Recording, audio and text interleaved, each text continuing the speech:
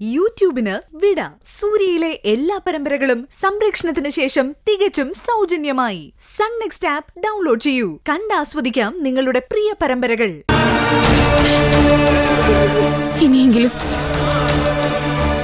ഇനിയെങ്കിലും ഞാനൊന്ന് ജീവിച്ചോട്ടെ.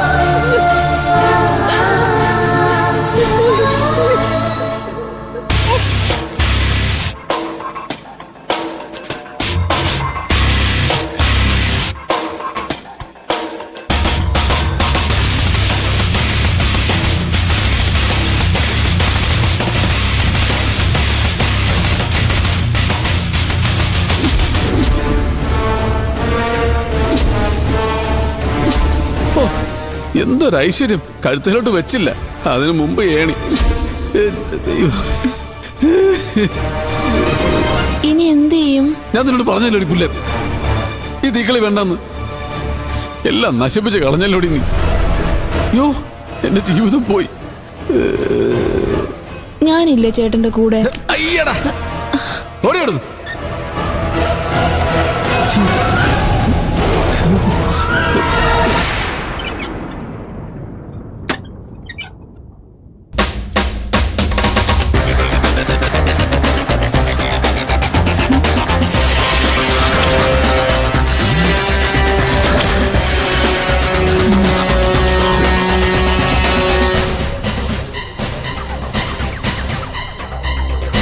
വായി നോക്കിക്കാതെ രക്ഷപ്പെടാ. ഓടിക്കോ.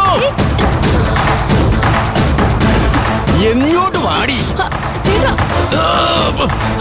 എവിടെ? കിട്ടി.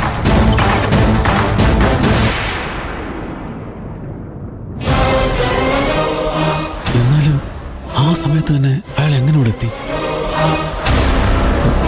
ഇനി ദൈവം ഞാനും രൂപം മാറി വന്നതാണ്. അത് ദൈവം തന്നെയാ. എന്നാലും ഈ ഏർപ്പാടിനൊക്കെ ദൈവം കൂട്ടു നിൽക്കുമോ? നന്ദിയുണ്ട്, ഒരുപാട് നന്ദിയുണ്ട്. ഓ,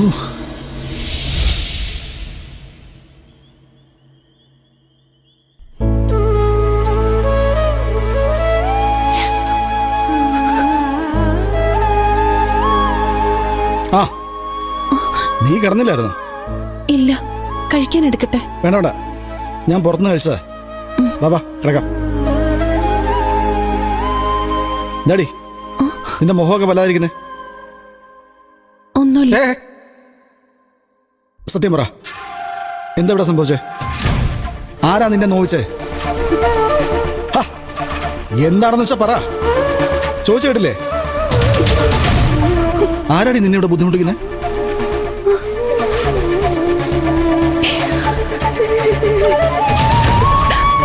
കരയണ്ട, എനിക്ക് മനസ്സിലായി, എല്ലാം എനിക്ക് മനസ്സിലായി. ഇന്ന് ഞാൻ അതിന്റെ പരിഹാരം ഉണ്ടാക്കും. അജയ, വേണ്ട. നീ മിണ്ടാരി. അജയ, വേണ്ട വിശ്വട്ട. എടാ അജയ, എടാ നീ ഇങ്ങനെ ഇറങ്ങാ.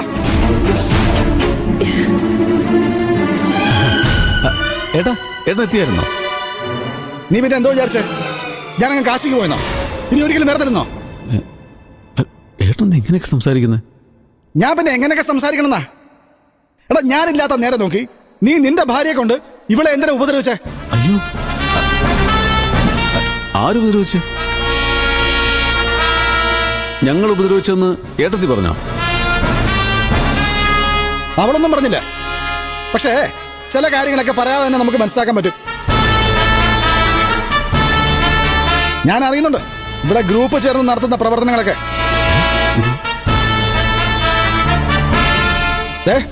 ഒരു കാര്യം ഞാൻ പറഞ്ഞേക്കാം, ഇനി ആരെന്തൊക്കെ പറഞ്ഞിരുന്നാലും കാവേരി എന്റെ ഭാര്യ.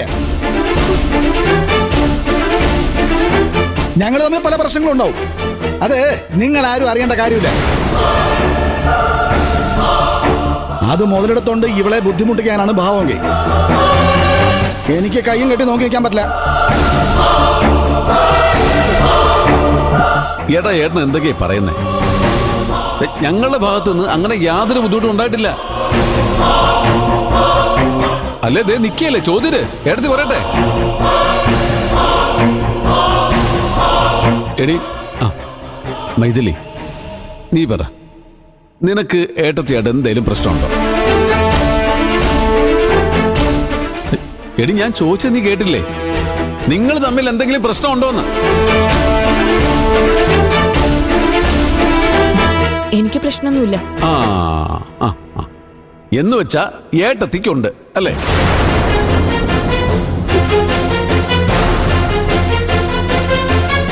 സോറി ഏട്ടാ, അപ്പൊ പിന്നെ ഏട്ടൻ ഞങ്ങളോട് ചോദിച്ചിട്ട് ഒരു കാര്യമില്ല. മറുപടി പറയണത് ദേ ഏട്ടത്തിയാ. ഏട്ടത്തിന്റെ മനസ്സിൽ എന്നാന്ന് ഏട്ടൻ തന്നെ ചോദിച്ചു. അത് ചോദിക്കാതെ തന്നെ മനസ്സിലാക്കിയിട്ട് തന്നെയാ ഞാൻ നിൽക്കുന്നത്. നീ അങ്ങനെ ഇരുട്ടുകൊണ്ട് ഓട്ടടച്ചേ വലിയ മിടുക്കണമെന്നാവണ്ട. അറിയാടാ, എല്ലാവരുടെയും മനസ്സിൽ എനിക്ക് നന്നായിട്ട് അറിയാം. ഏട്ടാ ചുമ്മാ അതൊന്നും പറയല്ലേ.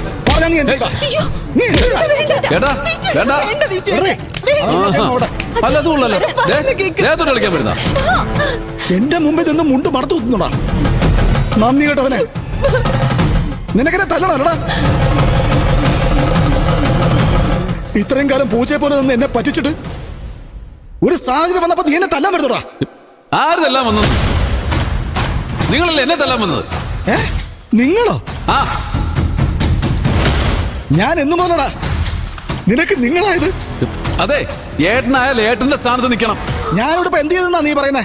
നിന്റെ തലേ കയറി ഇരുന്നോ? മാതിരി മര്യാദയ്ക്ക് സംസാരിക്കണം കേട്ടോ. ഇതിൽ കൂടുതൽ മര്യാദ ഒന്നും നീ എന്നിൽ നിന്നും പ്രതീക്ഷിക്കണം. നിങ്ങൾക്ക് മുഴുത്ത ഭ്രാന്താ. എനിക്ക് ഭ്രാന്താ. എന്റെ ഭാര്യയോ എന്റെ കാവേരിയുടെ നേർക്ക് നോക്കിയ ആ നേരം എന്റെ ഭ്രാന്തിന്റെ ചൂടെന്താണെന്ന് നീ അറിയും. ഓ വിളടി, എന്ന് മുതലാ നിങ്ങൾക്ക് ഈ ഭാര്യ സ്നേഹം ഉണ്ടായത്? പണ്ടേ ഉണ്ടേ. ഞാൻ ഇവളുടെ കഴുത്തിൽ താലി കെട്ടിയ നിമിഷം മുതൽ അറിയാം. പക്ഷേ ഞാനതൊക്കെ പുറത്ത് കാണിച്ച് നിന്നെയൊക്കെ പോലെ ഒലിപ്പിച്ചോണ്ട് നടക്കാത്തതേ അതിലും വലുത് എനിക്ക് എന്റെ കുടുംബത്തോടുള്ള സ്നേഹം കൊണ്ടായിരുന്നുടാ. തീർന്നു, അതെല്ലാം തീർന്നു. എന്തിനാടാ നിന്നെ പോലുള്ള നന്ദി കെട്ടവന്മാർക്ക് വേണ്ടിട്ട് ഞാൻ എന്റെ കുടുംബം ഉപേക്ഷിക്കുന്നേ? സ്വയം ജീവിക്കാൻ എന്തിനാ മറക്കുന്നേ? ജീവിച്ച ആര് പറഞ്ഞു ജീവിക്കണ്ടെന്ന്? പക്ഷേ ജീവിക്കുന്നത് മറ്റുള്ളവരുടെ നെഞ്ചത്തോടുകാരാവരുത്. പിന്നെ എനിക്ക് ഇയാളുടെ മൂത്ത് നോക്കിയിട്ട് പ്രധാനം പറ. അവൻ എന്താ കാണിക്കാൻ പോകുന്നത് ഞാനൊന്ന് കാണട്ടെ. ഇവക്ക് വേണ്ടി ഞാൻ ക്ഷമിക്കുന്നു. നീ എങ്ങനെ ക്ഷമിക്കണം? ആരെയും കെട്ടിപ്പിടിച്ചു തന്നോ? നീ ക്ഷമിക്കണ്ട. എനിക്കിത് കിട്ടണം. കഷ്ടപ്പെട്ട് ചോര നീരാക്കി പൊന്നെ പൊടിയെന്ന് പറഞ്ഞ് ഇവന്മാരെയൊക്കെ വളർത്തിക്കൊണ്ട് വന്നതിന് എനിക്കിത് കിട്ടണം. മുല്ലക്കലമ്മേ, എന്നെ അങ്ങ് കൊല്ല്. കാര്യത്തിലേക്ക് ആർക്കും വേണ്ടാതിരിക്കുന്നത് ജീവിക്കുന്നത്.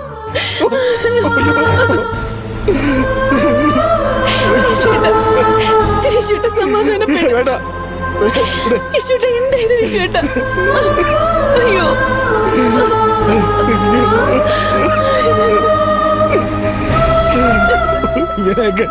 ഇവരൊക്കെ വേണ്ടുന്ന കാര്യങ്ങളെല്ലാം ജീവിതം ചെയ്തിട്ട് അവസാനം